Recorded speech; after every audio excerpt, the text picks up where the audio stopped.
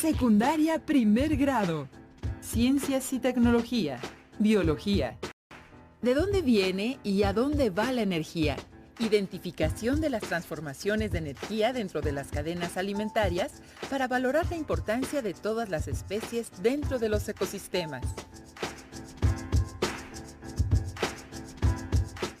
¿Qué tal? Bienvenidas y bienvenidos a esta emisión dedicada al primer grado de secundaria de la asignatura Ciencias y Tecnología, Biología, dentro de la serie Aprende en Casa. Aprovechemos esta etapa no solamente para estudiar desde casa, sino también para vivir nuevas experiencias. Además, esta es una excelente oportunidad para practicar el aprendizaje colaborativo con nuestros familiares, lo que nos permitirá reforzar todo lo que aprendamos día a día y comprobar que para llegar al conocimiento hay muchos caminos. Estamos transitando por uno muy importante desde casa en compañía de nuestras familias. Deberás tener papel y lápiz a la mano para poder registrar algunas notas. Iniciamos con nuestro tema, ¿de dónde viene y a dónde va la energía? Para empezar, nos hemos planteado las siguientes preguntas. ¿Cómo se dan las transformaciones de energía en los ecosistemas? ¿Qué pasa en las cadenas y redes tróficas? ¿Qué podría pasar si se extingue algún ser vivo? Lo vamos a averiguar. Primero, es importante que conozcamos la fuente primaria de la energía en las cadenas alimentarias. Pongan mucha atención en el siguiente video y registren algunas ideas acerca de la diferencia entre cadena alimenticia y red alimenticia como relaciones alimenticias, y de las características y diferencias de cada uno de los ecosistemas en la selva, desierto, el mar y el bosque.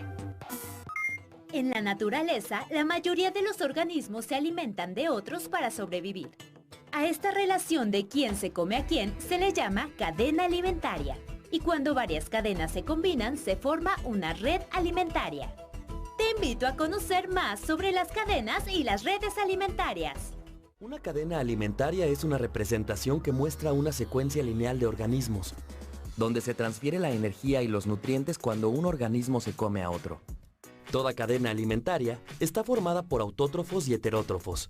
Los organismos autótrofos, como las plantas o las algas, producen su propio alimento a partir de la energía del sol. ¿Te imaginas? Veamos cómo lo hacen. Durante la fotosíntesis, la energía del sol que llega a las plantas transforma el dióxido de carbono, agua y minerales en azúcares, que son el alimento de la planta, y en oxígeno, que es liberado al aire. Las plantas o productores son la base de todos los ecosistemas del planeta, y la energía que obtienen de la luz sostiene a los demás organismos del ecosistema. Los organismos heterótrofos se alimentan de otros organismos o de sus productos, como los animales y los seres humanos. En las cadenas alimentarias, los heterótrofos también son llamados consumidores y existen diferentes tipos. Los herbívoros que comen plantas, como los escarabajos, los peces y los monos. Los carnívoros que se alimentan de carne, como los caimanes, las víboras y los búhos, y los hongos, bacterias y otros microorganismos que se alimentan de los desechos y que además incorporan los residuos a la tierra. Ahora que ya conoces cómo se forma una cadena alimentaria, acompáñame a ver algunos ejemplos en diferentes ecosistemas. En general, las cadenas alimentarias tienen los mismos elementos, aunque su tamaño y los tipos de organismos que albergan puede variar. Por ejemplo, esta cadena alimentaria se presenta en la selva. Esta es en un desierto. Esta en el bosque. Y esta en el mar. En todo ecosistema coexisten diversas cadenas alimentarias que, como anotamos antes, en conjunto permiten formar amplias redes. Vamos a conocer un poco sobre las redes alimentarias. La red alimentaria es una forma gráfica de mostrar todas las interacciones asociadas a la alimentación entre los diferentes organismos de un ecosistema. De hecho, las redes se utilizan porque en la vida real, las cadenas alimentarias no son tan sencillas debido a que a veces un organismo puede comer diferentes presas o ser consumido por varios depredadores y participar en distintos niveles, incluso en diferentes cadenas alimentarias. Para que lo comprendamos mejor, veamos el caso de una joven que come una carne con ensalada de lechuga. No es broma. En este caso, el pasto que come la vaca y las plantas de lechuga son autótrofos. La persona que come la lechuga y la vaca que come el pasto son herbívoros. Y cuando la persona come la carne, es un carnívoro.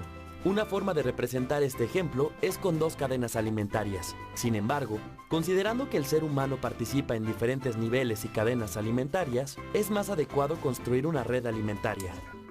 Como hemos visto, las cadenas alimentarias muestran de manera lineal cómo se alimentan los organismos, mientras que las redes alimentarias son un conjunto de cadenas alimentarias interconectadas, que expresan las relaciones posibles que se dan entre los organismos de un ecosistema. Ambas están constituidas por organismos productores y diferentes tipos de organismos consumidores. Esta es una red alimentaria de un pastizal. ¿Qué animal herbívoro pondrías en el lugar que está vacío? ¿Te doy una pista? Este animal come pasto y es alimento de zorros y búhos.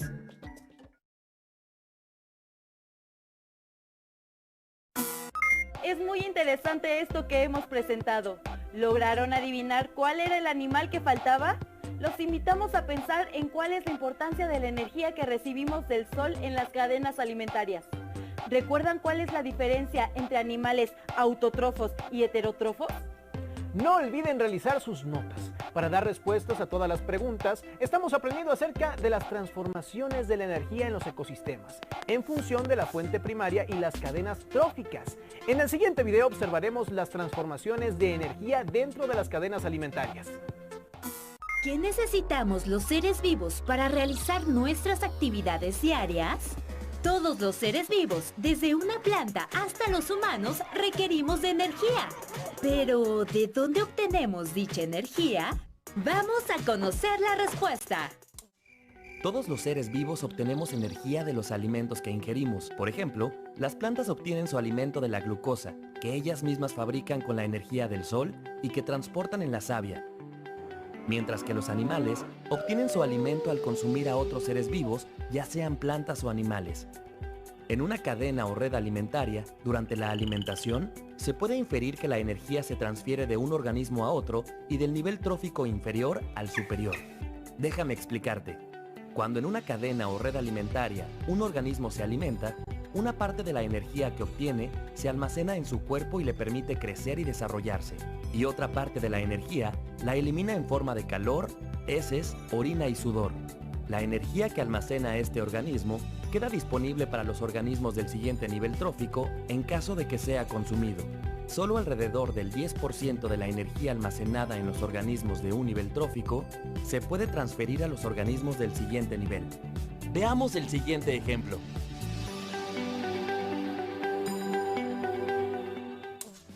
Supongamos que un pastizal que mide 1 metro cuadrado almacena 20.000 kilocalorías de energía por año.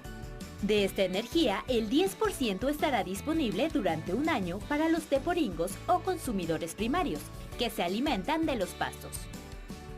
El grupo de teporingos o consumidores primarios recibirá y almacenará en sus cuerpos 2.000 kilocalorías de energía por metro cuadrado y por año. De esta energía, el 10% estará disponible para los zorros o consumidores secundarios. Al alimentarse de los teporingos, los zorros o consumidores secundarios obtendrán y almacenarán 200 kilocalorías, pero únicamente aportarán a sus depredadores 20 kilocalorías de energía. Este patrón de transferencia de energía limita la longitud de las cadenas y las redes alimentarias. De tal manera que, después de 5 o 6 niveles tróficos, queda poca energía para mantener a otro grupo de animales en un nivel superior. Por ello, el zorro tiene pocos depredadores y su número es mucho menor que el de los teporingos, y a su vez el número de teporingos es menor que el de pastos. Para recapitular, vale la pena apuntar que los organismos obtenemos la energía que necesitamos a través de la alimentación. En las cadenas y redes alimentarias podemos apreciar cómo se da la transferencia de energía entre los organismos. Se ha identificado que la transferencia de energía a cada uno de los niveles tróficos superiores es del 10%, por lo que las cadenas y redes alimentarias solo tienen entre 5 y 6 niveles. ¿Y tú, qué comes para generar la energía que necesitas?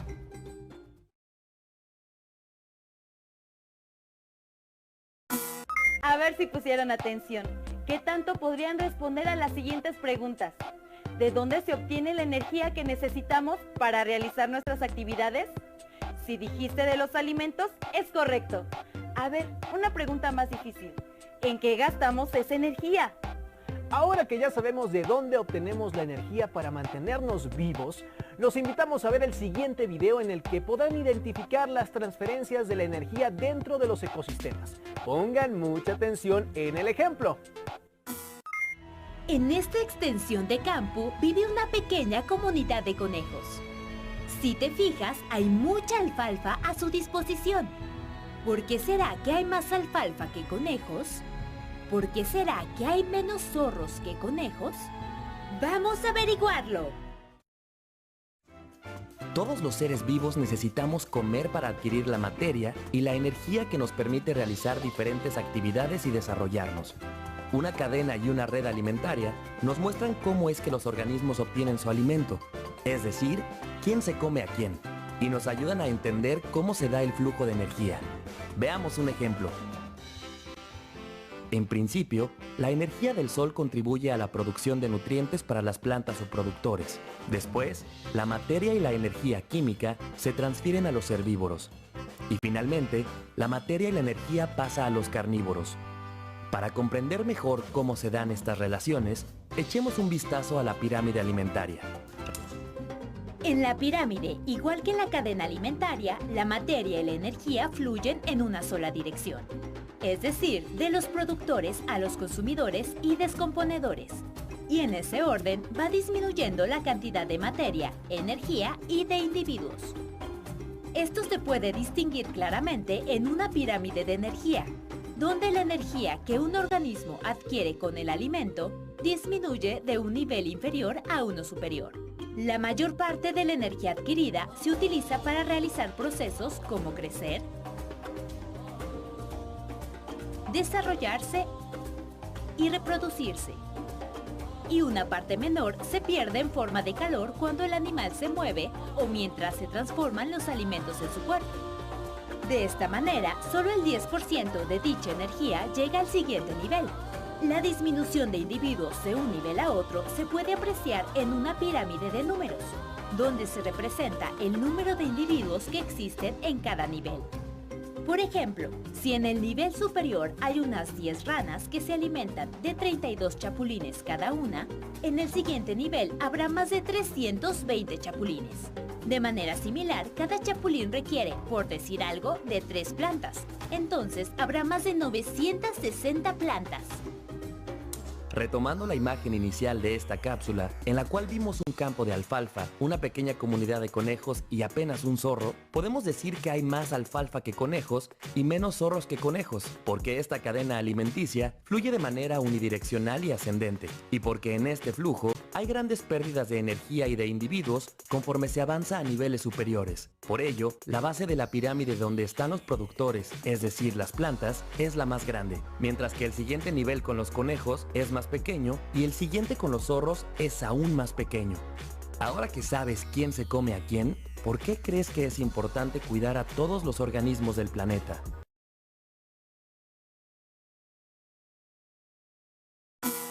¿Se fijaron en el ejemplo que hicieron sobre los zorros, los conejos y la alfalfa? ¿Podrían explicar por qué no hay igualdad en las cantidades? ¿Cuáles serían algunas razones por las que hay menor número de zorros? ¿Se dieron cuenta de quiénes conforman la base de la pirámide y por qué es la más grande? Ahora veamos el siguiente video para saber por qué las plantas conforman la base de la vida en el planeta. Todas las plantas, algas y bacterias fotosintéticas, es decir, que procesan la luz solar, conforman la base de la vida en el planeta, porque proporcionan a los demás seres vivos la energía necesaria para desarrollarse. Pero, ¿cómo es que dichos organismos otorgan este regalo de vida? A través de la fotosíntesis. Veamos en qué consiste este proceso. A través de las raíces, las plantas toman minerales y agua del suelo, mismos que suben por el tallo y se distribuyen por las ramas y las hojas.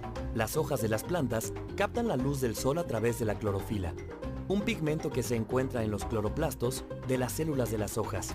Asimismo, el dióxido de carbono de la atmósfera entra por los estomas a la hoja. La luz solar rompe las moléculas de agua en hidrógeno y en oxígeno. El oxígeno es liberado al ambiente. mientras que el hidrógeno se combina con el dióxido de carbono para formar la glucosa. La glucosa es el alimento que permite a las plantas crecer y producir ramas, hojas, flores, frutos y semillas. A este proceso se le conoce como fotosíntesis. Para que nos quede más claro, veamos el siguiente experimento. Para realizar este experimento necesitaremos los siguientes materiales: un embudo, un vaso de laboratorio, una planta, agua, un tubo de ensayo, una lámpara y un reloj. Para el procedimiento, colocamos la planta dentro del embudo. Colocamos el embudo boca abajo dentro de un vaso de laboratorio.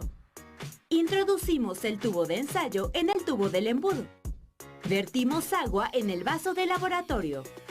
Colocamos una lámpara sobre las hojas y esperamos 4 horas. Como podemos ver, después de ese tiempo sale oxígeno.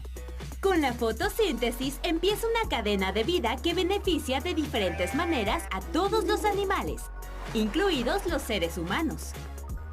¿Cómo se relaciona la fotosíntesis con las cadenas y redes alimentarias? Como ya vimos, gracias a la fotosíntesis, las plantas, algas y bacterias fotosintéticas generan el oxígeno que los seres vivos respiramos. Además, producen alimento para sí mismas y para los animales herbívoros, los cuales se alimentan de sus hojas, frutos y semillas. A su vez, los animales carnívoros se alimentan de los herbívoros o de otros carnívoros. Para concluir esta cadena o red alimentaria, cuando los organismos mueren, actúan los descomponedores, es decir, los hongos y las bacterias. Ellos se alimentan de los residuos orgánicos y dejan en el suelo los minerales que servirán para las plantas.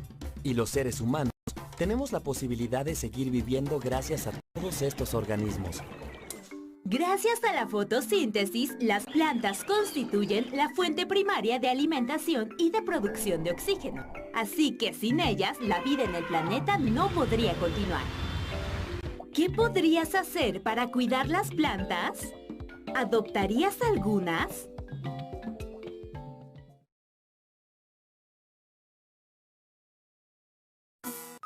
Ahora que sabemos la importancia de las plantas, los invito a que cuidemos de ellas y, si es posible, adopten una.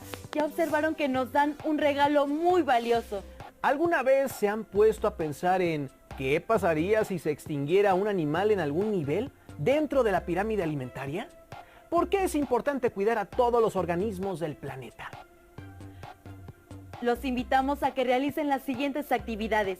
La primera es que realicen un cartel en el que promuevan el cuidado de los organismos del planeta.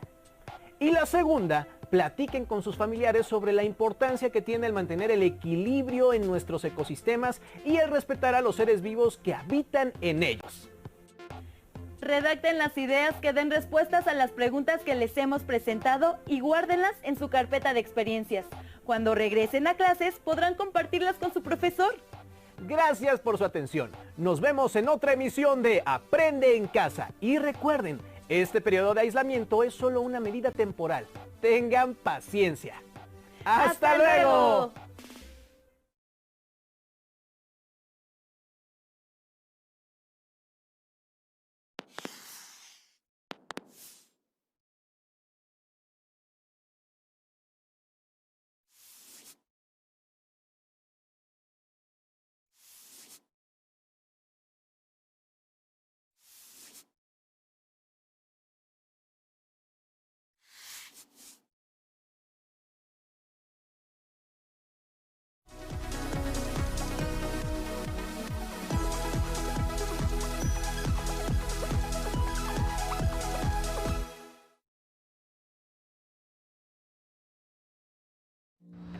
¿Qué les pareció este programa de Ciencias y Tecnología, Biología, titulado ¿De dónde viene y a dónde va la energía?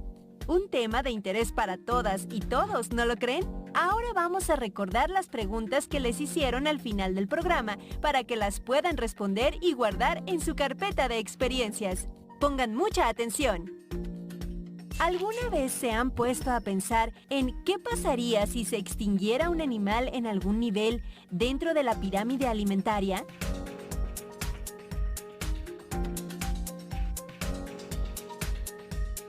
¿Por qué es importante cuidar a todos los organismos del planeta?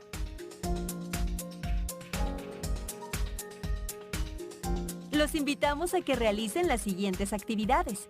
Realicen un cartel en el que promuevan el cuidado de los organismos del planeta. Platiquen con sus familiares sobre la importancia que tiene el mantener el equilibrio en nuestros ecosistemas y el respetar a los seres vivos que habitan en ellos. Hagan memoria de lo que han aprendido en el programa y escriban las respuestas en su carpeta de experiencias. Y al regreso a clases podrán comentar sus respuestas no solo con sus docentes, sino también con sus compañeros.